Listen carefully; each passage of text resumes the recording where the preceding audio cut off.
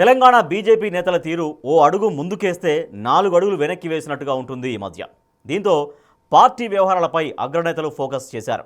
ఇందులో భాగంగానే నేతలతో బిఎల్ సంతోష్ ప్రత్యేక సమావేశాలు నిర్వహించినట్టు తెలుస్తోంది. అయితే ఈ మీటింగ్ తర్వాత కమలనాథులు డైలమాలో పడ్డారా? కొత్త నేతలంతా రివర్స్ అయ్యారా? ఎంత చేసినా ఇంతేనా అంటూ అసహనంలోకి వెళ్లారా? అసలు బిఎల్ సంతోష్ ఇచ్చిన ట్రీట్మెంట్ పాత నేతల్లో ఉత్సాహం, కొత్త నేతల్లో నిరుత్సాహంగా ఎందుకు మారింది?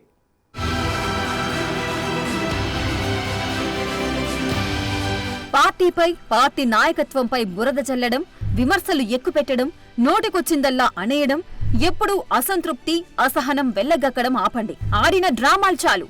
పార్టీలో ఉంటే ఉండండి, వెళ్తే వెళ్ళండి. ఇట్లాంటి మీ త్యాగం, మీ శ్రమ అక్కర్లేదు అంటూ తెలంగాణ బీజేపీ నేతలకు అధిష్టానం కుండబద్దలు కొట్టినట్టు చెప్పిందట. అయితే అధిష్టాన పెద్దల వార్నింగులు ఫలితాలను తెచ్చిపెడతాయా, డ్యామేజ్ చేసి పెడతాయా అన్నది ఇప్పుడు రాష్ట్ర బీజేపీతో పాటు పొలిటికల్ వర్గాల్లో చర్చనీయాంశంగా మారింది. తరాలు మారినా తలరాతలు మారలేదన్నట్టు ఇప్పటికే నేతలంతా తలో దిక్కు అనేలా వ్యవహరిస్తూ విభేదాలతో రచ్చ చేసుకుంటున్నారు. కేవలం కొత్త నేతలే పార్టీలో అలజడులు సృష్టిస్తున్నారని టాక్ వినిపిస్తోంది. కానీ కొత్త నేతలు అలా వ్యవహరించడానికి ప్రధాన కారణం పాత నేతలేనన్నది మరో టాక్. మరి రాష్ట్ర నాయకత్వం లోపమా, జాతీయ నాయకత్వ లోపమా, లేక నేతల వ్యక్తిగత ఈగోనే కారణమా అనేది ప్రస్తుతం పార్టీలో జోరుగా నడుస్తున్న చర్చ.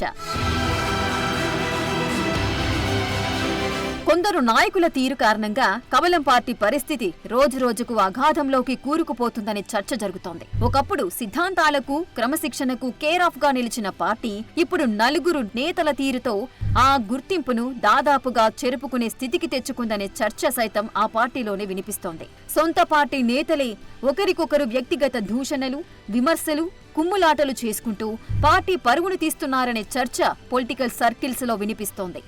ఈ ట్రెండ్ క్రమంగా పెరుగుతూ రచ్చకెక్కుతున్న తీరు ఇరు పార్టీలో, అటు రాజకీయ వర్గాల్లో చర్చకు దారితీస్తోంది.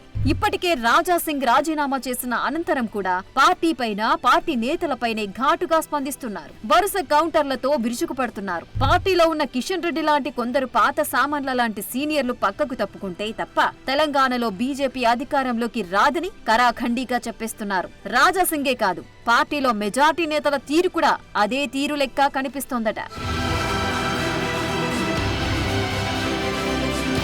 భారతీయ జనతా పార్టీ క్రమశిక్షణకు మారుపేరు అనే నానుడి ఉంది. ఎందుకంటే దాని ముఖ చిత్రం వెనుక రాష్ట్రీయ స్వయం సేవక్ సంఘ్ ఉంది కాబట్టి. హిందుత్వ సైద్ధాంతికంగా, సిద్ధాంతపరంగా కమలం పార్టీ నిలబడగలిగిందనే టాక్ ప్రజల్లో ఉంది. ఈ మధ్య ఆర్ఎస్ఎస్ సెంచరీ సెలబ్రేషన్స్ దేశవ్యాప్తంగా గొప్పగా చేసుకుంది. కానీ అందుకు భిన్నంగా తెలంగాణలో బీజేపీ వ్యవహారం నడుస్తుందా అన్న సందేహాలు వ్యక్తమవుతున్నాయి. దేశవ్యాప్తంగా ఒక లెక్క, తెలంగాణలో మరో లెక్క అన్నట్టుగా బీజేపీ తయారైంది. నాడు రచ్చకెక్కాలంటే నేతల్లో గుబులుండేది. అంత క్రమశిక్షణ నేతల్లో కనిపించేదట. కానీ ఇప్పుడు అందుకు భిన్నంగా తెలంగాణ బీజేపీలో కొంతమంది నేతల వ్యవహారం ఉంది.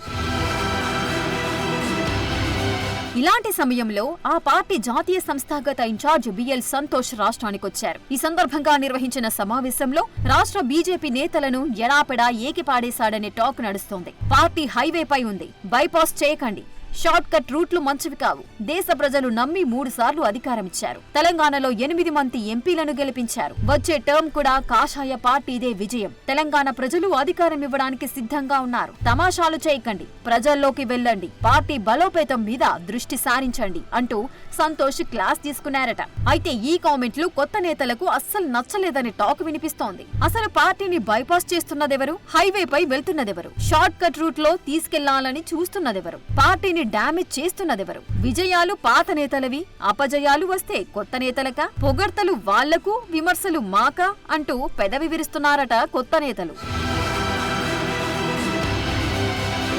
బిఎల్ సంతోష్ వచ్చిన తర్వాత రాష్ట్ర నేతల్లో జోష్ కంటే నిరాశే ఎక్కువ మిగిలిందట. బిఎల్ టూర్ తర్వాత నేతలంతా డైలమాలో పడ్డారని టాక్ నడుస్తోంది. స్థానిక సంస్థల ఎన్నికల సమయంలో ఇట్లాంటి కిరికిరీలేంట్రా బాబు అంటూ తల పట్టుకుంటుందట రాష్ట్ర నాయకత్వం. ఇంతకు ఢిల్లీ పెద్దలు వచ్చి తెలంగాణ బీజేపీ నేతలను సెట్ చేశారా? సమన్వయాన్ని నూరిపోశారా? హిందుత్వ ఎజెండాను ఎక్కించారా? లేక వారి మధ్య మరో కుంపటి తగిలించి వెళ్లారా అనేది ఇప్పుడు వింటర్లో కూడా హీట్ ఎక్కించే విషయం.